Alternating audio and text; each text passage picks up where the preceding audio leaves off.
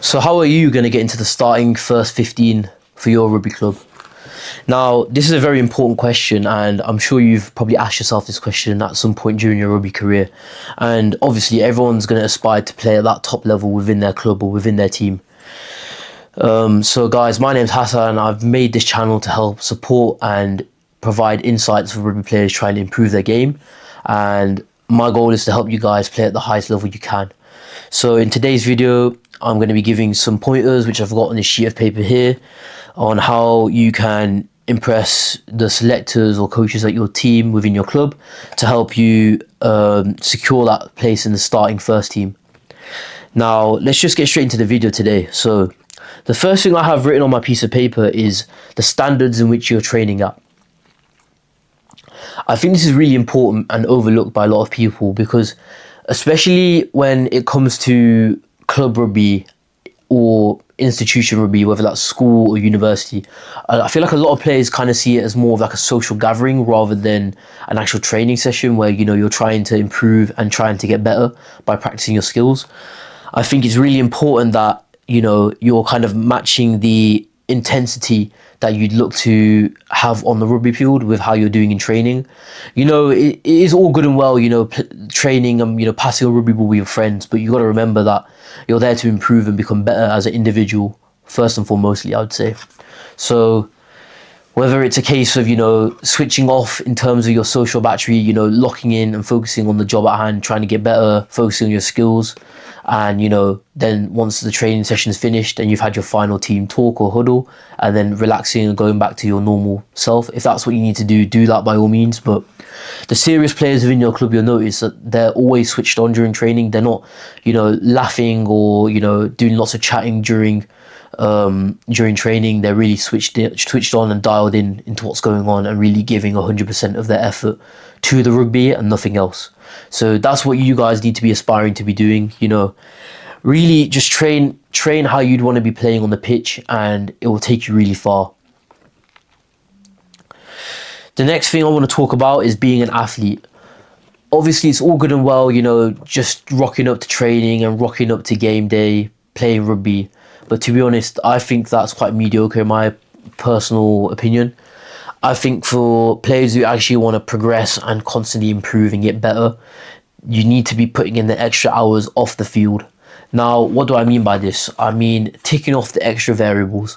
You need to be hitting the gym. Obviously, if you're a younger player, you may not have access to that due to obviously your age and kind of your physical body, but that's not an issue. You can still control other things like your nutrition. What you're putting into your body is very important. It's going to affect your physique, your athleticism, and your recovery. So really dial in on your nutrition.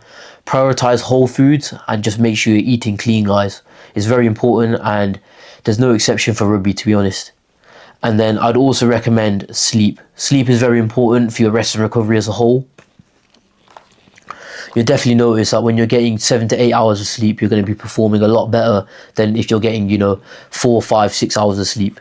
It really does make a difference, guys, and I can't stress highly enough how important it is to get enough sleep. If you look at the best athletes in the world, they do these external factors and control them on a day-to-day basis. They build discipline and turn them from, you know, being things like they put a limit on themselves to just building day-to-day habits.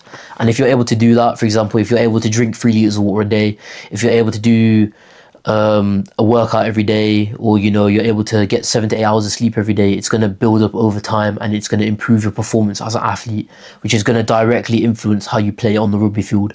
Whether it's a case of you become a faster runner, a stronger athlete, or you're able to, you know, just have better stamina and play the full 80 minutes. Whatever it is, it's going to help you play at a better level, and it's also going to allow you to give yourself the best chance of getting into that starting first team. The next thing I'm going to say is look to seek feedback.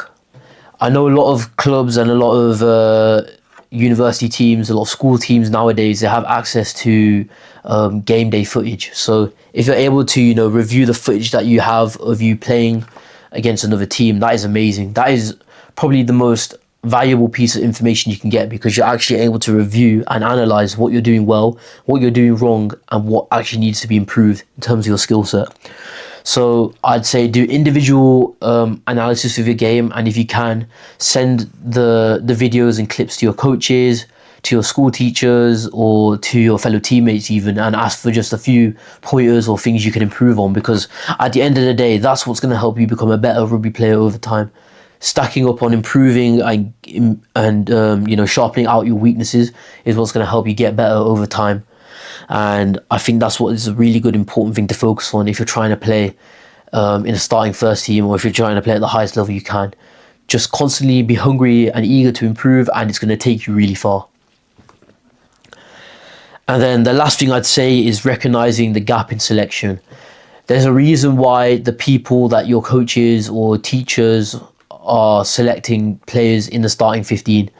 It's because more times than not, they're probably executing the basics to a high standard consistently.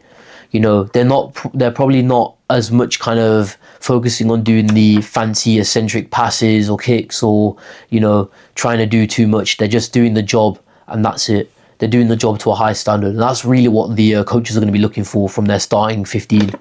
So if that's something you want to become a starting player in the lineup, really focus on the basics of your game, nailing them down and polishing them off. A lot of the times, these more eccentric players are on the bench to finish out games, and once the starting 15 has done their job, they've really put the pressure on the team. Then it's time for the flashy players to come on and have a bit of fun. But I think it's really important for you to firstly and foremostly understand the roles that your desired position demands and meet them first, and then look to really build your skill set off that. But yeah, guys, those are the few pointers I've put down on this piece of paper that I think can help you if you're trying to get into that starting first team for your club, school, university. And I think if you can take away, even if it's just one of these points, and apply them to your training or your day-to-day life, I think it's definitely going to help you improve your game, and it's going to turn you into a better player. So with that being said, guys, I want to just say thank you to you guys for watching this video and supporting the channel.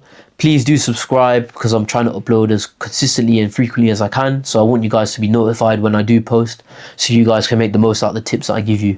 But with that being said, once again, thanks for watching, and I hope you guys have an awesome day. Thank you guys, and I'll see you in the next one.